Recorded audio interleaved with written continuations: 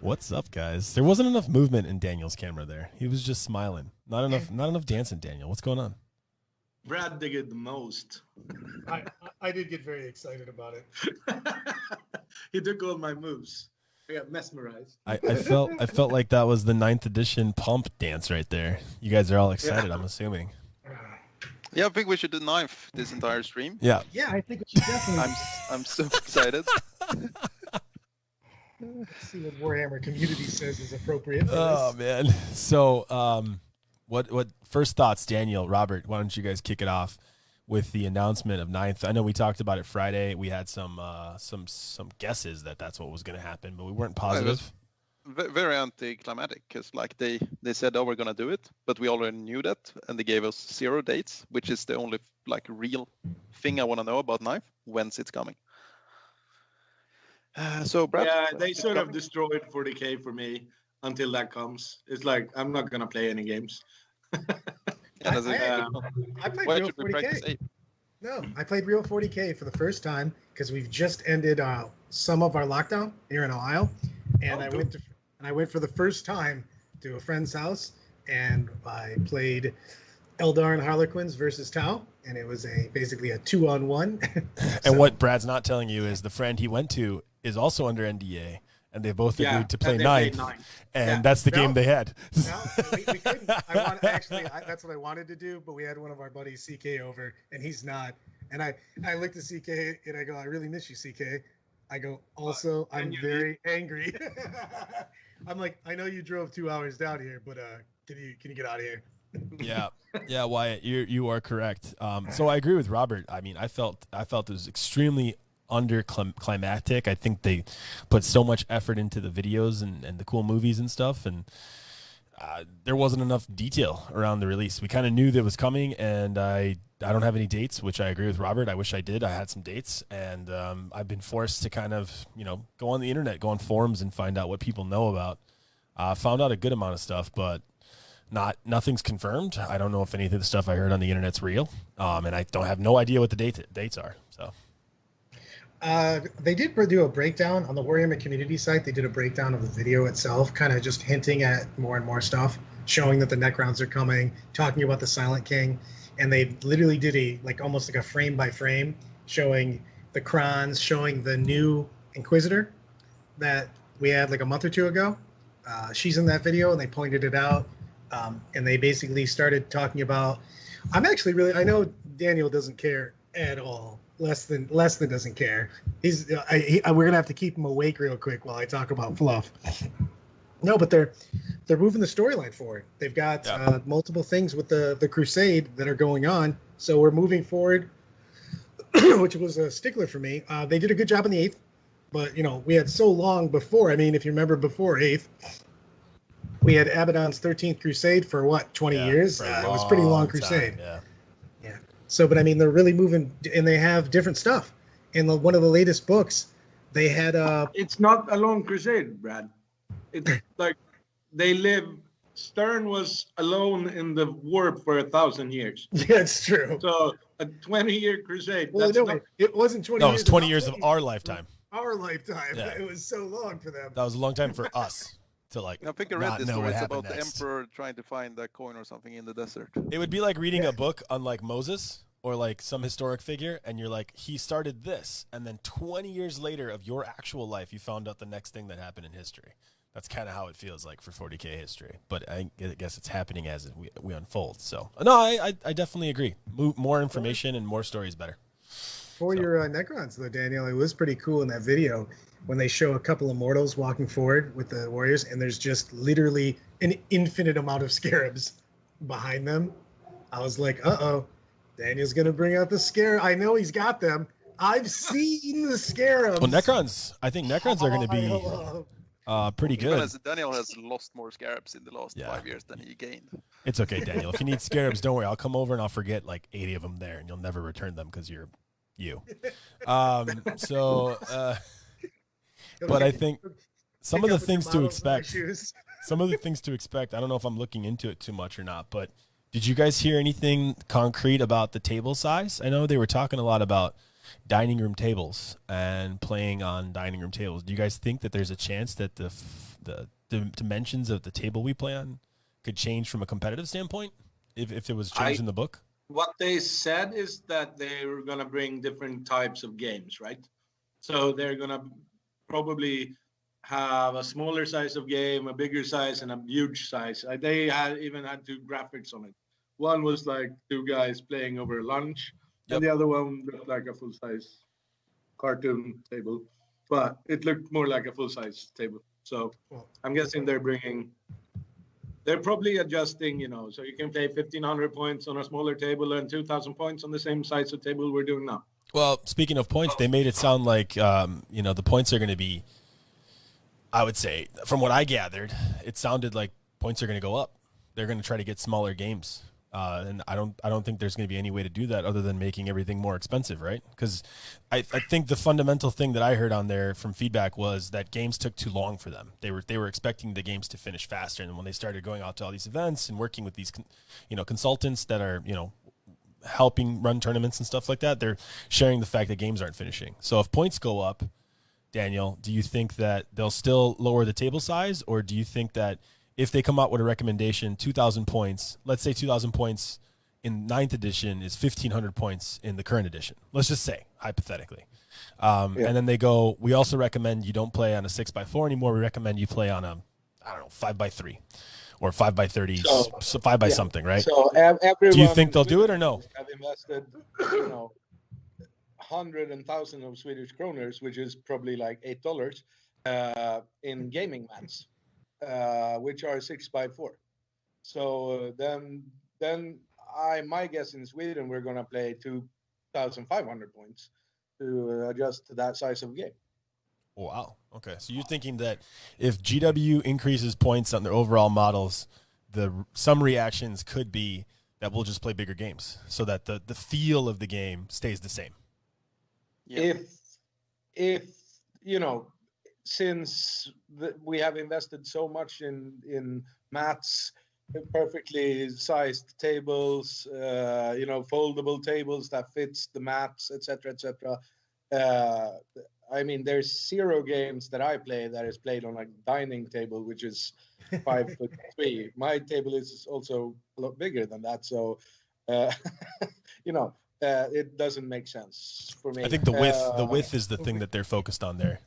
Because some dining room tables are like 8 feet, some are 10, some are 5. But like the width, I think the width is pretty consistent, actually, if I think about it. I think like my table outside on my deck and my table inside are almost the same width, very close, around 38, maybe 39, something like that. Well, we do know some things for sure. We're like Wyatt was mentioning, they've already talked about the fact that CP is not generated by battalions and stuff like that. You're going to get basically a flat amount, and then you're going to work with it. Yeah, but Reese is saying that obviously the new terrain rules are coming out. That are going to be a big thing for 9th edition, a big change, and that they're instantly adopting those. And I'm actually really excited about that. Actually, I think terrain rules now. I'm worried about the CP though, Brad, because it sounded like from what I heard is that if you want allies, if you want now you have to spend CP to get detachments, not detachments to get CP. Great. Which is the way it should be. It should be, if you can cherry pick from different codexes, that should have a cost. It shouldn't mean that your army gets better cherry picking. It should be like, I really want to play Astra with Blood Angels. Yeah.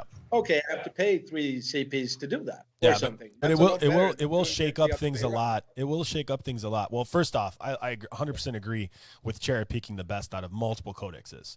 Yeah, that definitely needs to kind of get a little shimmy going around, because there's some books that just can't do it. Like Necrons can't do that, right? Like Orcs can't do that, right? Like Tyranids can't. Well, Tyranids got GC call, but overall, you get what I'm saying. So I get that part, but the part that I'm a little bit concerned about is like, if I have to buy, let's say, a battalion for a certain clan, and then I want to have another clan, or I have like Sisters of Battle with Valorous Heart and Bloody Rose, I'm going to have to now pay for that battalion of like just trying to make my mono army be able to be a dual army, because a lot of the way the armies are built now is like you can't really play one other than Marines, right? Other than like Iron Hands. Iron Hands are like just overall great. But other armies, shut up, Robert, they're still boring. But other armies, like, they kind of rely on that. Like, orcs are all about like taking a unit of one clan and another clan, another clan. We don't know if they said that though. Yeah. Also, or if they said you cannot soup from other codexes. Yeah, I'm not sure. I'm worried that it's all detachments. Like CP equals detachment. That's kind of. But I also think that we should use some of those other detachments anyways, though, because think about it. Battalion was just so good because it didn't let you take any tax. I think that, maybe people will start looking into brigades and stuff like that if it gives you more options for the least amount of, say you're paying for them. And you get a brigade. A great brigade now sounds like a great deal. Yeah, but you can't mix. But you can't mix the clan stuff, right? Like the type. I gotcha. That's my concern. If it's like if you get like a discount for mono faction, that'd be cool. So that it rewards you for staying within a single like race. But if all battalions are treated the same, like if I want to put another branch of orcs in my orc army and it's the same as I want to put Marines with my IG, that's kind of, I don't think those are the same thing. That's just my opinion on that. But I don't know what they're actually going to do, so we'll see. Here's a question. Corey asks, who is the penalty for soup going to hurt the most? Astra. By far. 100%. By far. I think that Sisters are a little bit hurt by it because I think that they got so strong by adding either Blood Angels or Space Wolves in a Supreme Command because they got such punch. I don't know. I think Sisters. Twilight Army, Brad. No, I think. Shut your face. I think Sisters are actually fine. I think they actually have a benefit here because Miracle Dice are basically command points. So if you tell me now that everyone has to pay command points to get a detachment, and let's just say hypothetically you start off with, I don't know, let's say, how much is a brigade? How many command points is that right now? 12? 12, right? 15? Now. 15? Let's say you start with 15. Let's say 15. So you pay 2,000 points to get 15 command points. A point per 100 points you're playing. Sure. Yeah, that makes a lot more sense. Point per 100. So 20 command points. But then if you have to spend the CP to get detachments, Sisters is the one army that you could do that with, and it won't matter too much because the Miracle Dice are like having like extra CP. That's what they are. So I think that's a good part. Yeah. And they're a great standalone army, actually. They get a little bit better with modifications, but they're really good as just Sisters. I would say Guard. I thought they were over the top. I thought they were actually number one. Yeah. If you added they're super the hard punching. Yeah. That's my only thing is Sisters is still great. I think but I thought that like right now, if you were going to say, because we were picking about stuff, I would pick Sisters and either Space Wolves would be the one I would choose. But I think that you put a Supreme Command of their beatstick characters on top of all the tricks you can do with with the Sisters themselves, and the fact that, let's be honest, they had in the ITC, the corporate 40K version, you basically had the best engineer takers in the game. Got a girl sitting with a 2-up save and cover, ignoring AP 1 and 2. That's just nuts. Yeah, I mean, you just auto take certain shit. Yeah. For cheap, like so cheap. Yep. So I think we've been talking about that a lot. What else have we been talking about that they said that they're going to come out with? Something pretty big. I want to discuss the fucking terrain because I think they might fuck up that. I'm so worried they're going to base all the terrain rules on the actual sets they have. So we're going to have like 5 different kinds of ruin, 4 different kinds of woods, and it's going to be impossible to play with that at tournament. But that's not a real problem, is it? That just gives flexibility to how you as a tourney keeper want to run your terrain, right? You could pick the terrain you want. So you can say, well, these types of terrain, it's this kind of ruin which has these kind of rules, and all these are these kind of ruins which has these kind of rules. I'm just happy they're doing something that isn't a wall or -2 to charge. Anything. But I remember those rules. I can easily remember those rules. Yes, he can easily remember. This is a wall. I hope they also with terrain. I hope they also don't encourage like limiting the ability for close combat. I was watching a video on online today about put all your guys on top of a building and like take up as much surface area as you can. And guess what? Now a model can't come up there because it can't physically be put there, so it can't charge. I hate stuff like that. So I hope that like any of the tournament rules they have, they work with basically not mitigating the amount of interaction. Like interaction is super important in the game. And now that supposedly you could just leave combat, That's another thing that they leaked. I guess wrapping is not going to be as much of a thing anymore, and that really hurts assault armies badly. So Well, anything I else hope that it hits comes assault with a armies would different be drawback, worse. like a really bad drawback of some kind. Yeah, the drawback is you can't shoot, which isn't the drawback.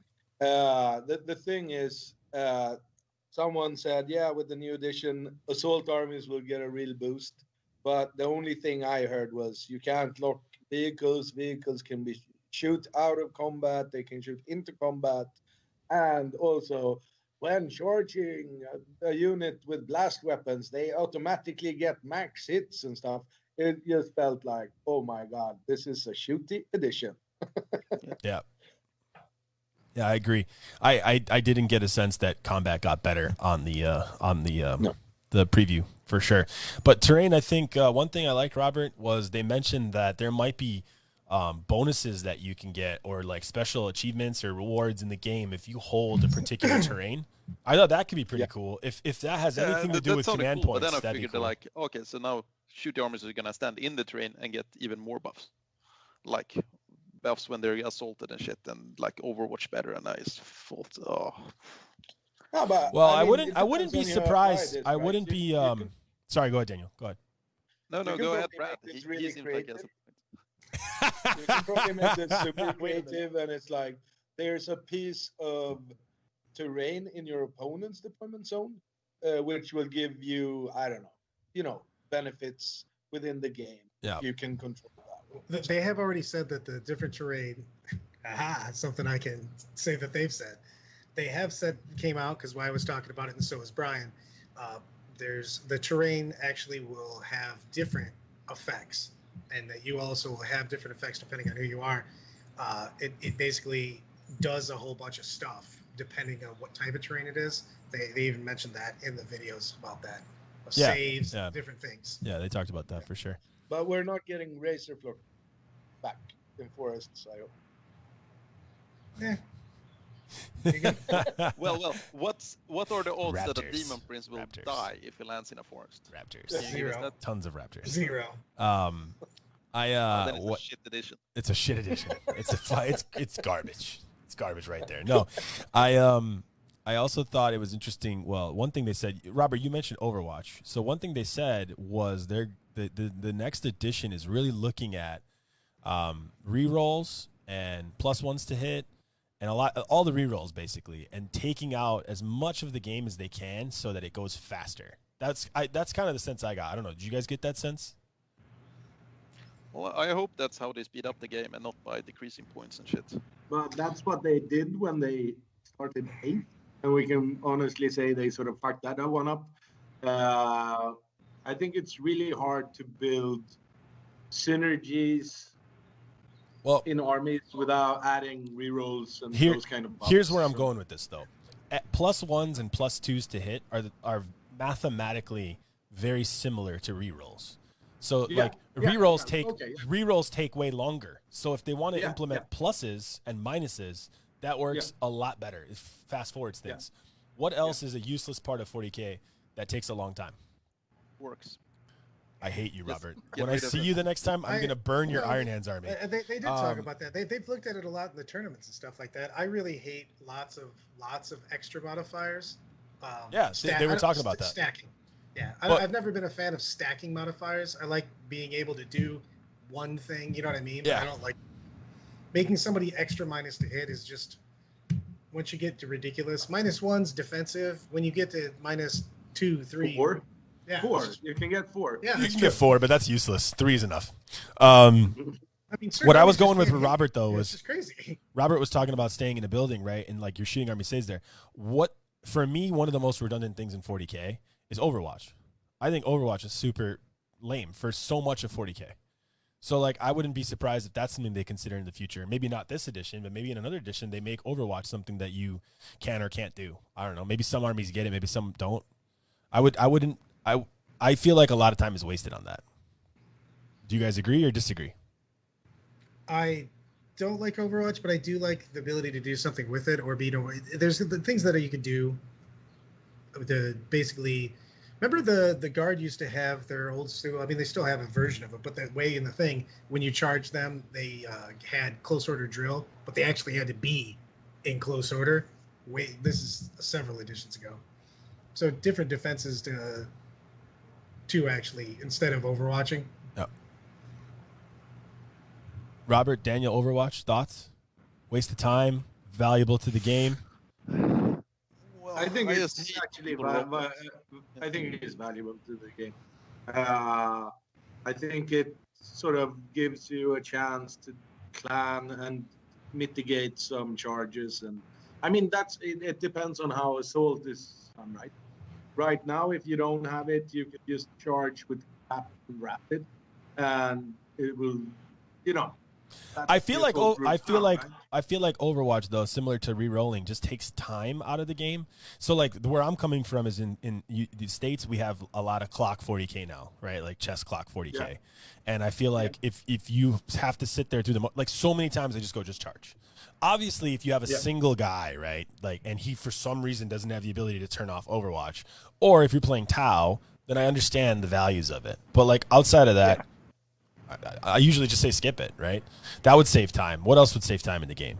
That's what I'm kind of thinking through. That's kind of what the overall arch that I got was time saving. I like old school abstract terrain. What do you mean? Walk me through it. Forest. You played in that third, fourth edition, stuff like that. Oh, if you yeah, had a yeah. forest, it just block line of sight. I think we spend not a huge amount of time, but just like certain times you like a piece of terrain, like a huge ruin or something like that. Line of sight sucks. Yeah, it's like it's something huge. Daniel and I are playing right now. Like it's supposed to represent all these different, like building, basically a crushed building, and then all of a sudden you're like, well, I can see this dude's hand, so now I can kill the whole unit. You know what I mean? When it's supposed to, it's a symbolic representation of this, landscape. You know what I mean? So if you're behind a giant building that's fallen down. You just can't be seen. If there's a big forests don't mean anything besides -2 to charge, and they used to mean, remember when you used to be able to shoot X amount of inches in and X amount of inches out in a forest because it was a representation of this forested area, and that was cool. You know what I mean? True line of sight made it so that all kinds of different types of terrain were meaningless because a forest meant nothing. This means nothing, but if they actually block and you have to be so far. And also trying to figure out if something actually is 25% covered and if it's not. And are we talking about the total body mass or the sort of facing, or it's just like, no, it's stupid. Yeah, it's just it's super doing it. I wonder if Go to Ground comes back. That'd be interesting. Kind of missed that one. Different things in that. The Wyatt's got basically you're modifying things without basically. Yeah, Wyatt, they're just lying. They're going to 100% release indexes that will change all your data slates, and then within 2 years you'll get a new book for everything.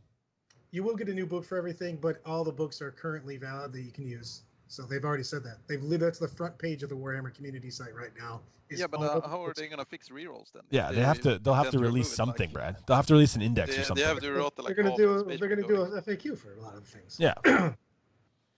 And they're gonna release a new book with all the new points and so we have a 6 month. Yeah, I guess sorry. I don't mean lying as in they're not gonna keep the current rules live. Obviously they're gonna keep the current rules live. But Wyatt was asking, how are they going to change data slates, without invalidating the current ones? So the current data slate will stay valid, but the problem is you'll have a million asterisks to it. I wouldn't be shocked. So first you're going to have points, right? So points are changing, which isn't technically in the data slate. That's at the end of the book.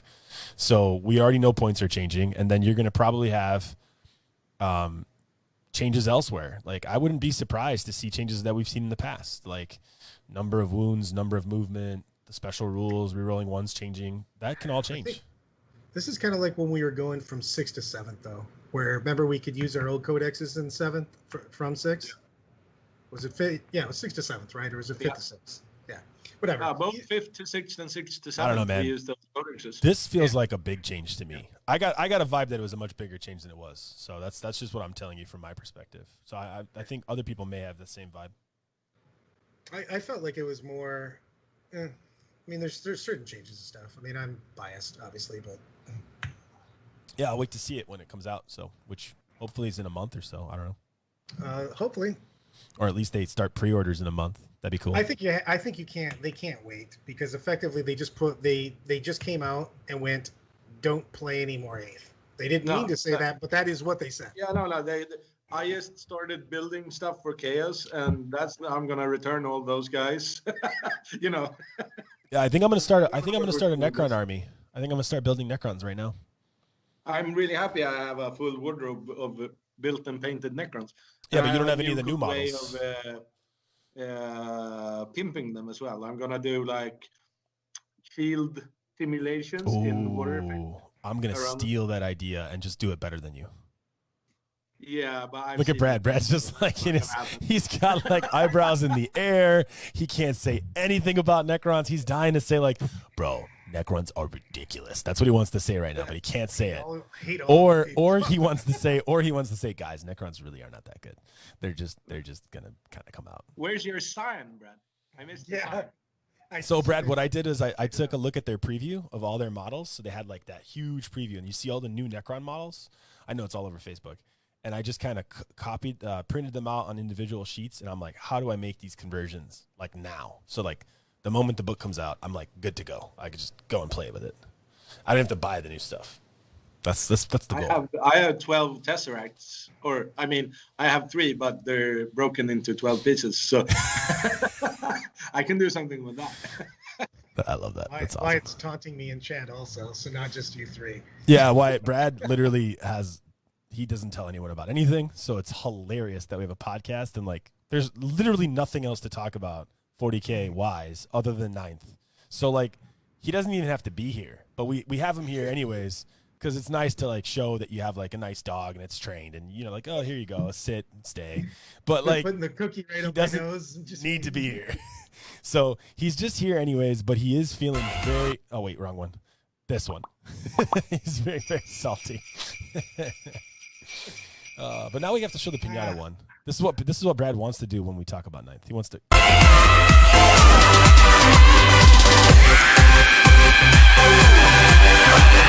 Something that we had on our wish list that they didn't address. I think we were quite spot on actually. Oh, there's the biggest thing that I wanted to talk about actually. Yep. They announced an app. Yep. Yeah. And I immediately texted Brad. I'm like, I swear to God, if you knew about this app and you didn't at least tell me that this was like coming out soonish, I'm really pissed at you.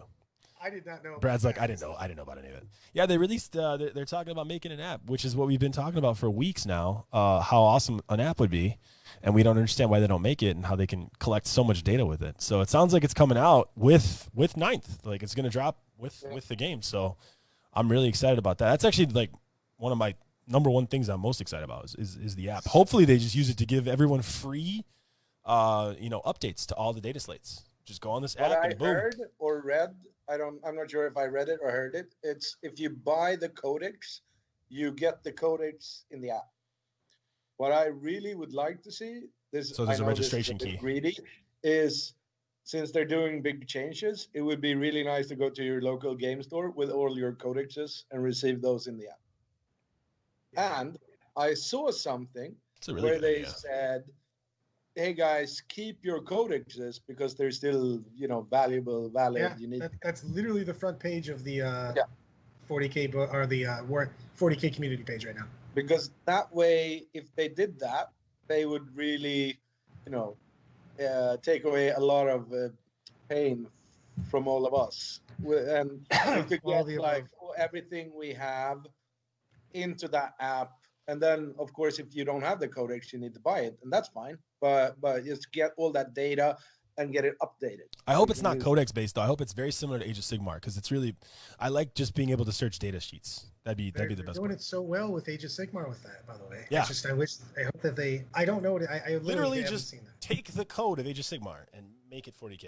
Like it's not hard. It's the same structure. You just change the names of the fields. And create new fields that you need here and there, and you're done. You're good to go. So I don't know what they're doing. Robert and I play Sigmar right now. You could literally just go, here's my army, here's your army, and you see all of the rules for both, and it saves so much time. Yeah. You still need the book, and you need to buy some stuff in the app for like all the information. So you could purchase that if you want, because like Formations are not for free in the app, and the general core rules are not for free for your particular faction. So, like, what do Bloody Rose, sisters do? Well, here you got to buy the book for that stuff. But like all the units and everything, you can at least read them all, and like you have easy access to them. I love that. That's like my favorite part. So. Well, you feel so awkward sometimes because you don't want to have to keep asking for your opponent's codex in the middle of the game when all you want to do is check over a rule, because then it feels awkward, because then they're like, oh, do you feel like I'm cheating? But all you want to do is know you figure out the math, basically, if you get assaulted or, you know what I mean, where your units want to be. Have you guys actually had other hobbies since 1992? Because I've only played 40K, so I don't know what you're talking about. I have a ton of hobbies. Quite too many, actually. What is his Age of I am a Sigmar? legendary I'm getting into way too many hobbies, Daniel, to be honest with you. Another thing I got a sense for, I don't know if I got a sense for it on the actual channel, so Brad, you probably don't say anything about this because I don't know if I got this sense from them or if I got it through independent research online. But I had a feeling that they're going to make some changes to the way morale works too, which will be interesting because right now morale is pointless. Morale now sucks. It's pointless. It's really and everything that exists that affects morale, like, oh cool, I have this Night Haunter unit or something that's just -1 to morale. It's just pointless. It's so stupid. But like in previous editions, Dominate and other things that they've had, Terrify, Horrify, the combos you could do, the morale phases were amazing. Army construct, if you had like you literally took some fast vehicles just to be able to follow fleeing models off the table. Yeah, so cool. Literally, it's like I'm definitely gonna bring 3 speeders or 3 bikes just to be able to do this. Run shit down. My tank truck. That's what I thought, Wyatt. Sorry, guys. Wyatt confirmed that they did say that in the stream. So Wyatt, I was building a workbench for 40K purposes while I was listening to the stream, and I just don't remember what I saw there and not. And I've talked to like a million people online also, so I just don't know where I get my facts from. So that's why I just tell Brad, just in case they didn't say anything. Don't confirm or deny what I'm saying. I really like that they're making vehicles stronger, or at least that's what they said. I got instantly worried about the fact that if they really need to change assault rules in general, because I was thinking like fast vehicles now could lock, troops in close combat and still shoot out, and that would sort of make it really strange as well. That'd be cool. No, That'd be really cool. I would love that. Well, I want it generally because people are still playing with vehicles. Yeah. So if they only get buffed, they're gonna have to balance that. And think about that really logically. see them making it more expensive, to be honest, because that wouldn't work against last cannons. Say that again, Robert. That wouldn't work where? No, like if you just take a lot of, they can't make the vehicles much more point expensive because that wouldn't work. Because like some armies you would just shoot them to death anyway, like Iron Hands with last cannons and shit. So I have no clue how they're gonna balance those, to be honest. Oh, okay. I see what you're saying. Well, what I was going to talk about what Daniel said. Isn't any good at all. So Daniel, what you were saying though, it makes a lot of sense to me in the real world, right? Like when let's say you and your unit are out in the war ground, right? And all of a sudden some vehicles are patrolling your area. What do? You take cover. You stop moving, because if you go out in the open, you're going to get shot. I'm literally playing way too much Warzone, by the way. So I was just about to say. The idea of these fast vehicles coming in and pinning down a unit, but still being able to shoot, for me, that sounds awesome. The idea of like a bunch of infantrymen surrounding a tank and the tank going, I don't know what to do. That sounds stupid, because the tank wouldn't care. The tank would just leave or shoot those guys. So I like the opposite way around. I think the opposite way is really cool. I agree with you from a very narrative, real life scenario for sure.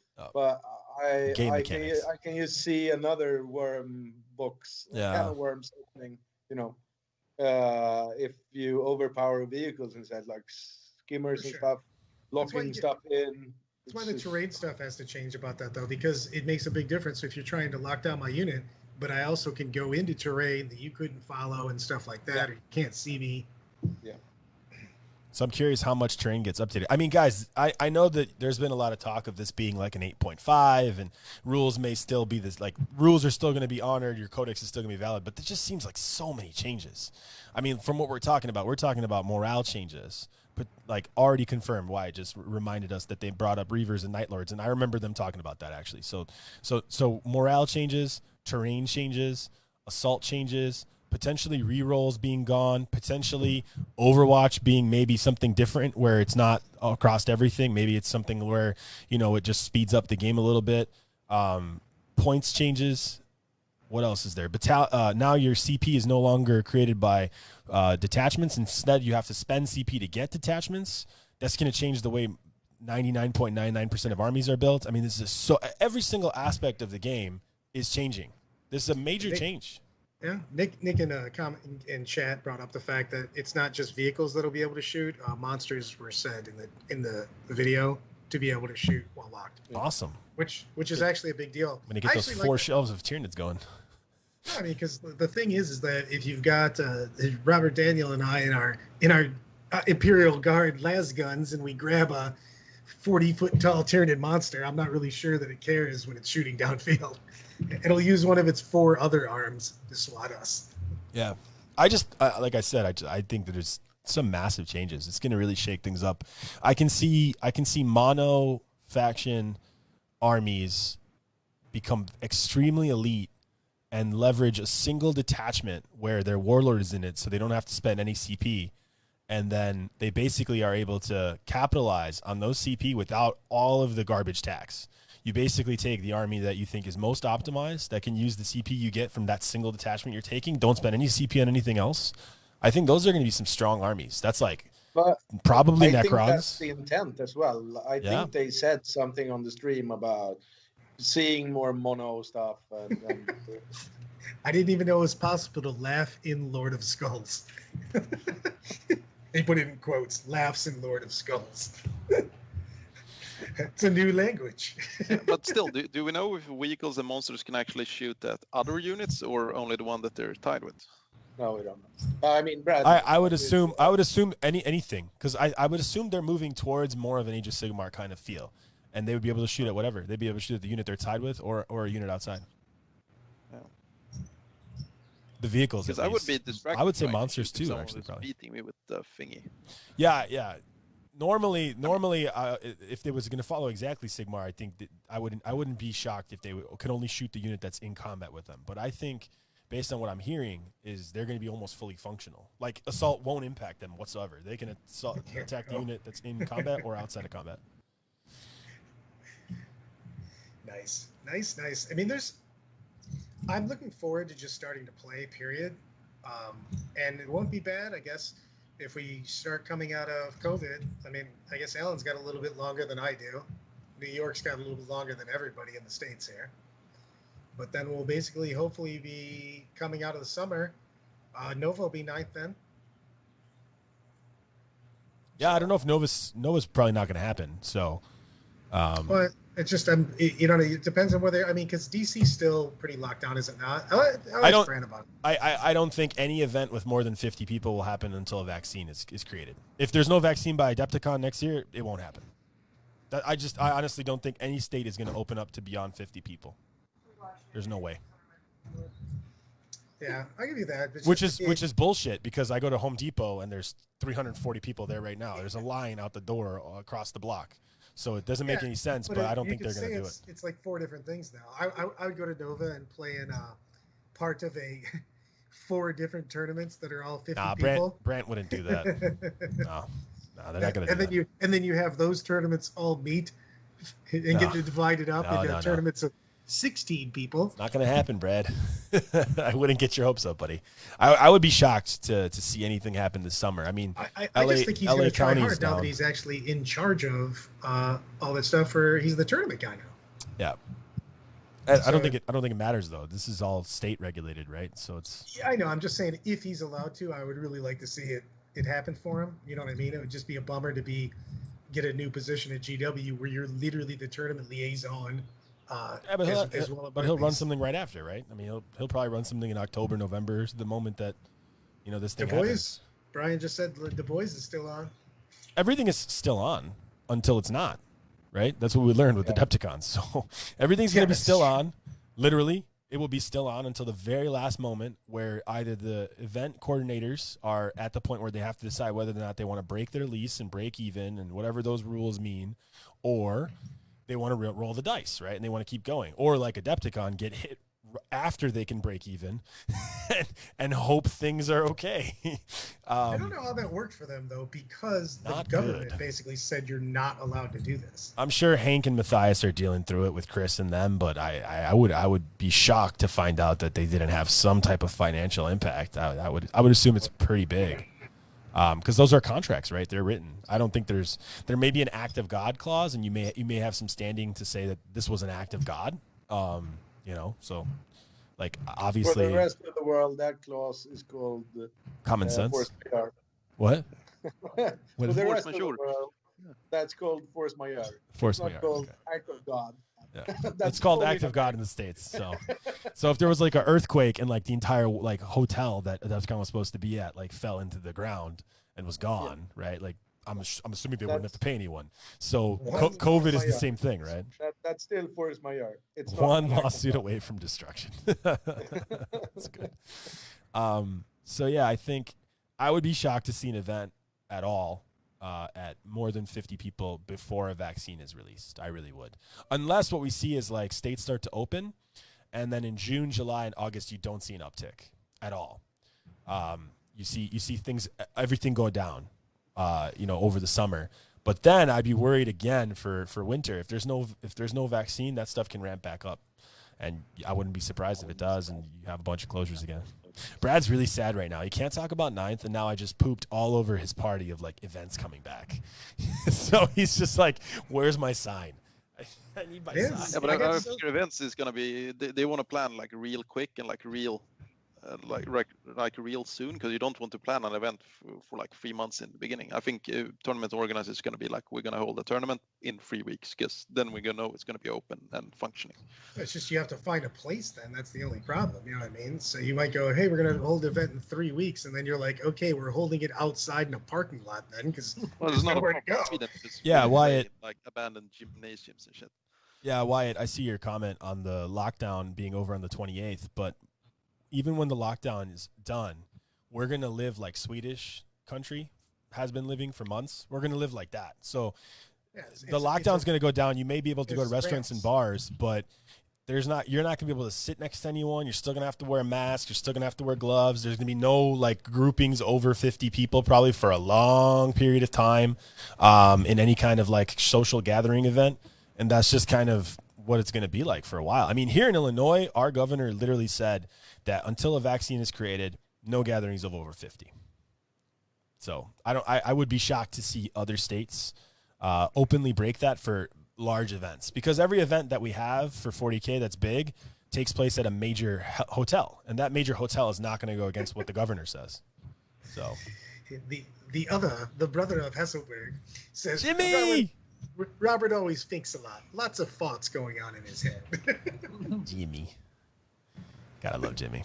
But I think we're all excited for 9th. Brad less than us, because he already knows that it came out and it sucks. But all of us are very. Looking for 10th. Yeah, he's already looking for 10th. He's like, man, they got to fix all these problems. I'm just excited. I'm not gonna lie. I got more excited, so much more excited. I got so less excited for 40K trying to play TTS and hating the hell of it. And then I played a real game where we played and talked about stuff, and I was like, this is so much better. Yeah, TTS made me like seriously consider a new hobby.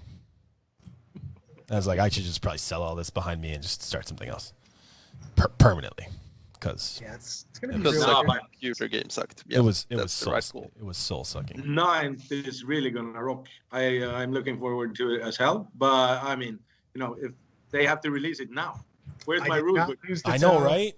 They should have released it right away. We would have had, dude, when the rulebook comes out, we should do like a long live cast where we just talk about it. We just break it all down, like just discuss what we think. Not for anybody online, just like for us. Yeah. Yeah, I mean, Brad can tell people online. Yeah, Jimmy says learn to pronounce TH. However, he didn't put TH. He put F for basically thoughts. What's TH? And think. Yeah, because I read exactly what he put, which was think and thoughts.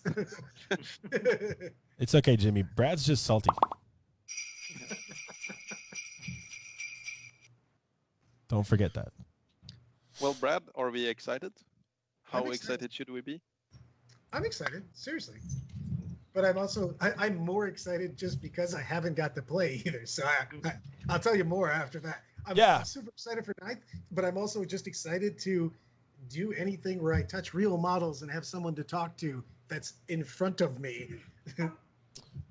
Brad, if you want to go to an Reed event, says, "Fuck you, Brad." I think the Canadian You have event. a family, 2 dogs, kids. Yeah. The Canadian event, I think, might happen actually. There's a big Canada tournament in August, right? Right after like ETC. Brad? Yes, they have a big team tournament. Are you like daydreaming over there? You're like, it's like the Simpsons in Brad's brain. The monkey with like the cymbals, like just going. Well, what happened is my whole brain shut down because I wanted to talk specifics of ninth, and I was like, and these are the reasons I'm excited. And then I went, I can't say any of those things. What can I say? No, you've been doing really, really good. I'm shocked at how good you are. I'm scrolling on the GW site right now because I want to talk about anything that they've already talked about a little bit, so I can say it. I literally have two. Brad just wants to speak. Yes, I have 2 different screens up with the Warhammer community site just so I can see what I'm allowed to say, and I want to talk about all of those. Bro, you crazy. I think the Canada tournament has a chance. I know that tournament in Ottawa is like, it's not a team tournament. It's a singles tournament in August. And it's pretty spacious. Like a lot of room supposedly is there. And they only get around like, I think 80 people. I could be wrong. But I might look into that because Canada and US have different rules. So, and they have like a 10th of the population. So they might have more relaxed rules in August than we do. So that might be something to look at. And I think Sweden, you guys will definitely have probably your tournament in October. That big one. That's most Our likely. team tournament in October. Yeah. Probably happen. Because, I mean, what do you guys, how many people are there? Like 120, 100? It's typically 30 teams of 4, so 120. Yeah, it's 120. Yeah. So, yeah, that's normal for October. And in Sweden, with your population, again, being so much smaller than U.S., I think that's fine. Do you guys have any travel restrictions at all? I mean, we're first of all, Sweden right now is the bullying victim of Europe, so we're not allowed to travel anywhere because the bullying victim. Yeah, they didn't do enough to quarantine. To anywhere. Yeah. But we have travel restriction in Sweden as well. You're only allowed to travel like 2 hours away from home, and the State Department has strongly, suggested that we shouldn't travel abroad until 15th of July. Yeah. Oh, it's more of a recommendation, but that's sort of the way we've handled all of this. So no, Jimmy, it's not the return of Jimmy because this guy is going to be on that team. So watch out, buddy. Gonna have to fly Wyatt just says the EU is just jealous because Sweden is so cool. Facts. They're all jelly. I don't know. Is there anything we didn't cover with 9th in terms of what we're excited about? There's really no purpose to talk about anything else in 8th because it's all dead. They're trying to we'll basically be able to talk almost all the time about it because it looks like they're going to be doing almost like every couple days kind of thing where they're putting out a little bit all the time, it seems like. Yeah. Until they actually release. Well, I think I'm going to start doing, I'm going to start hobbying right now. I'm super excited to get an army going for 9th. So I think I'm going to start working on Necrons and I'll start having like a small segment of our thing just talking about models. So if you guys have anything you want to talk about, bring them up. We'll just chit-chat about what we're working on. I know Daniel said he's going to spruce up some stuff. So based on what Daniel just said about the force field thing, I kind of want to make that now.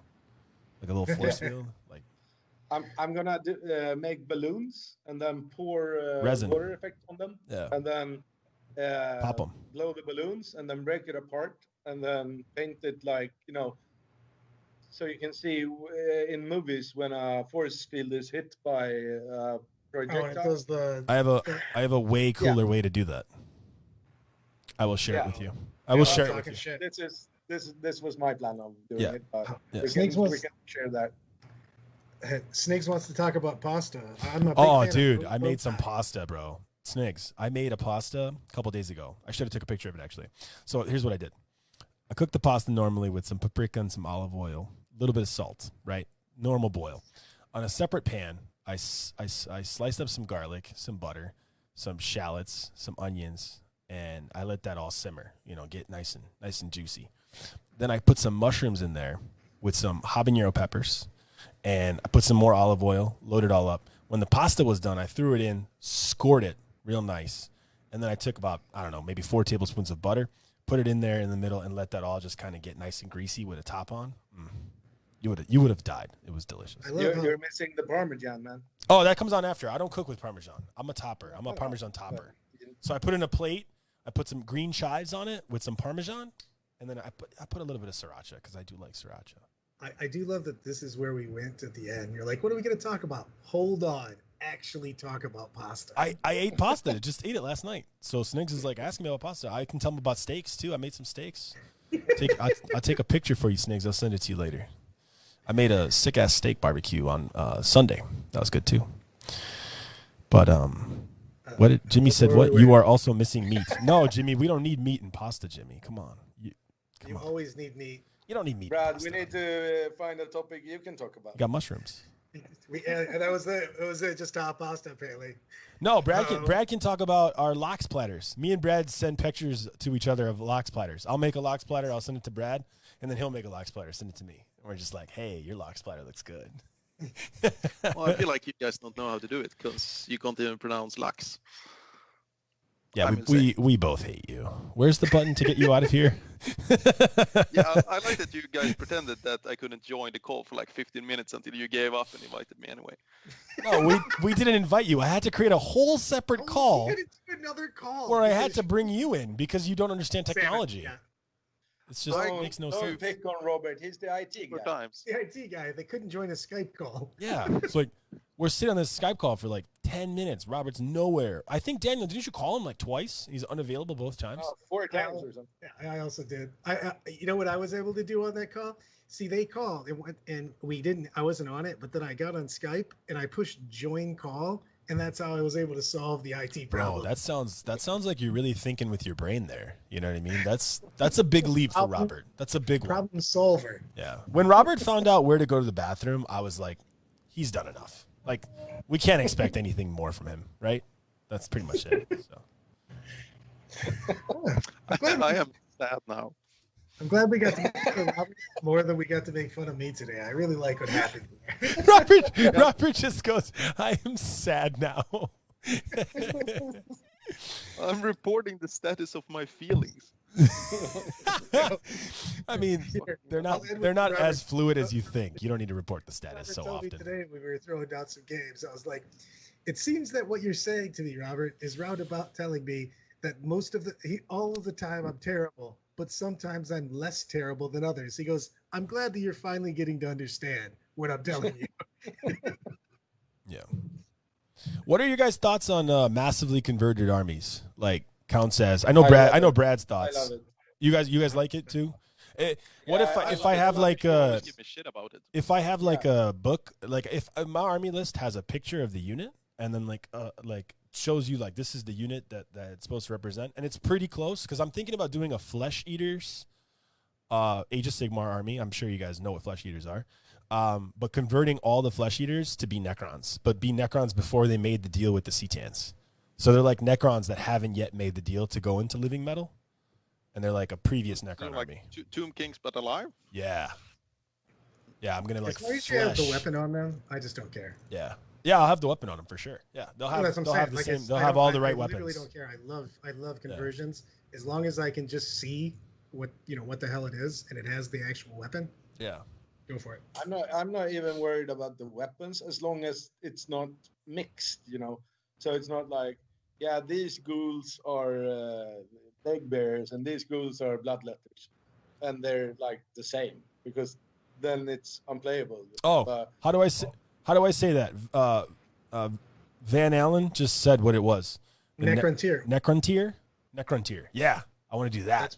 That's what they were before. That's what I want to do, Van Allen. Yeah, I know they were when they were fighting the old ones. I love that story, the War in the Heavens. It's my favorite, one of my favorite stories. But I just forgot what they were called. So yeah, Necrontiers.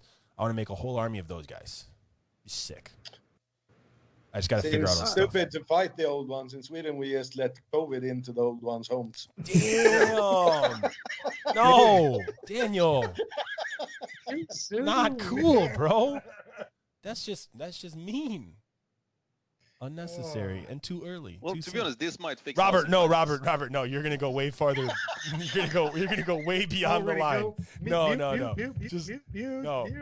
We're wait. That was already pushing the line, Robert. Anything you're about to say will nuke our podcast. Like, yes, you'll be just cannonballing in. I don't know if I heard Hitler or if I thought you said. I don't know where you were going, but let's just not. Ixnay on that. Let's talk about your feelings again. Let's talk about your feelings again. Oh my God, Jesus! No, I'm not sad anymore. Thank you, Van Allen, for correcting well, to be honest, my terminology. To go back to the fact, I love Countess armies. I have an entire Tyranid army made with Mechanicus models, which people hate playing against, but I think it's cool. No, it's a beautiful army. I love it. Yeah, that's awesome. I want to make a Tau army with Mechanicus models because I feel like Tau play like robots. And I would love to have a robotic army, but with Tau rules, not with Mechanicum rules. I mean, I think this goes back to what we talked about a few podcasts back. The game is more fun if you play against a beautiful army. Yeah, agreed. Anyone that puts that effort into an army and makes a beautiful army, I'm going to put the effort to understand if that's a scout or a space marine. It's not a problem, as long as it's different type of models. Yeah, we play a game about imagination. And we can still figure it out. Yeah, no, obviously proxies. Like, obviously, I'm talking about tournaments though. I'm talking about the fucking dog is a good man. How hard is it? It's like one. I'm talking about tournaments though, Robert. He did that whole army at Adepticon where everything was trees. He did like a whole woodland army. Yeah, but he got a lot of shade for that though. I loved it. I told him it was awesome. I'm just saying he got a lot of shade, but I really liked it. There was a lot of people who did not like that. He had everything properly modeled and stuff, and everything was it like Daniel was saying there wasn't any two models that were supposed to be different but the same thing. It was super easy. Yeah, no, it was really cool. Yeah. Most of the times you can just check the fucking base size. I once got asked which one is the fucking Carnifex. Well, the one on the fucking Carnifex base. It's not that hard. Robert always gets really good sportsmanship scores, like solid. Just won best sportsmanship, top level sportsmanship. At least one tournament. Yeah. He's like, well, fuck you, man. It's the one with the base. I've only won best sportsmanship in America. I know you guys love me. That's true. We do love you. We do. Well, Sweden tied. Yeah, Wyatt's right. I won't be allowed to. No, well, that's not true. That's not true, Wyatt. As long as my models are GW models, is the GW converted models doesn't matter. I can go on the stream. They only care about their IP. They don't want to advertise their game with someone else's IP. That's their main concern. So if your models are all GW, it doesn't matter how much of a bit swap you did. They're cool with it. Which I also think is a little bit sad. Yeah, I don't like that because I love Raging Heroes Sisters models. Oh yeah, so beautiful. The sister models they shatter everything. Like GW is usually like top of the line, and their new sister stuff is great. But man, no, Raging Heroes Sisters models are insane. Awesome. Yeah, they're so good. They're so good. I actually have like 20 of them that I want to build and paint up, but I'm worried that if I take them to an event and then I actually do reasonably well, or they want me on the table. Actually, I think LVO, Brad, wasn't LVO just straight up rule? It wasn't even the stream? Like you just had to have Games Workshop models at LVO, or was it just stream? I can't remember. I think it was just stream. You were supposed to not have them, period, I think. Well, remember it used to be, because when GW was running their tournament. Oh, yeah, that makes sense. They're running it. So that's fine. If you're going to run your event, then you can make your event be only your models. Actually, they didn't even have it only their models. I think it was like a certain percentage, right, Brad? Yeah, it was there's a certain percentage about it. It's like 75% of your army. As long as they don't mix in bases. No. They wouldn't mix any bases in. But I think it was like 75% of your army had to be GW at those events. But recently they said like everything has to be GW. So, have you talked about the new AdMech rules? No, Brad was about to leak them all for us right now and tell you all about the new AdMech rules for 9th. Go ahead, Brad. They're on their page.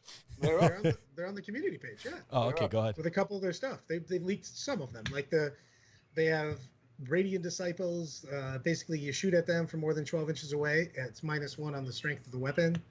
They have one where basically AP1 becomes AP0. So that's melee randomly. They've got new canicles.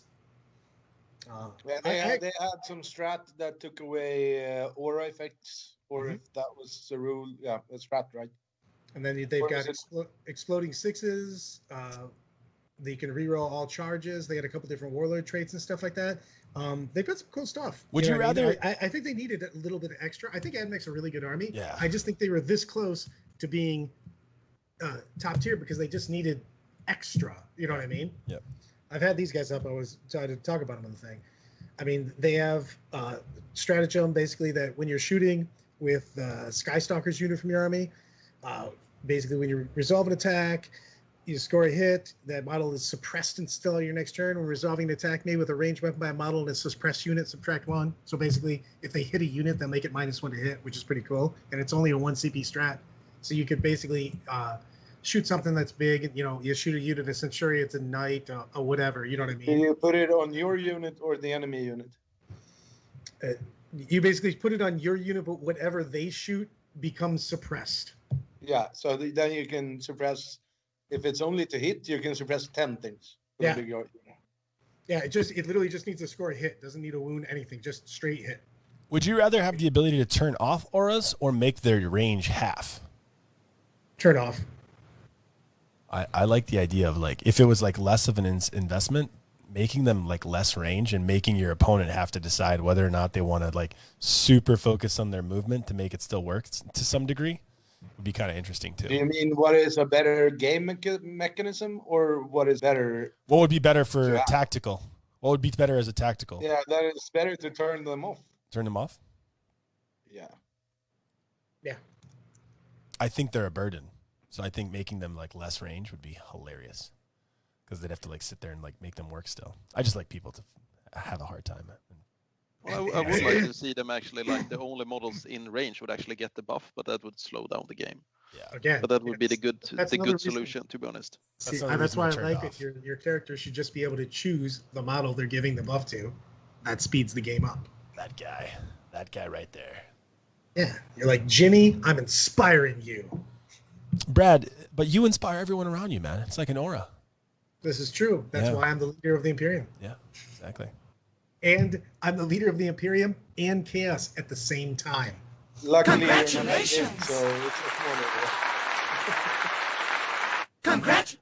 What the fuck was that? I was giving Brad applause. Yeah, that wasn't applause. That was someone ripping a Velcro on a mic. Nice. I know how to piss off Robert. Just play this over and over. Then I'll say racist shit, so you have to shut down the stream. That's fine. I don't mind at all. The only person who cares about that is Brad. Do we still have Heinrich's recording? Is this still Heinrich? Totally blank. You know, I'm old and I'm playing, so how I'm going to think at the same time is very I love that recording. It's my favorite. Do we have anything else to cover, guys? I think we're good for today. We got more stuff coming up, though. Okay. All right, guys. I'm going to let's dance it. Kick off some music. Into the sunset. I don't know what this song does.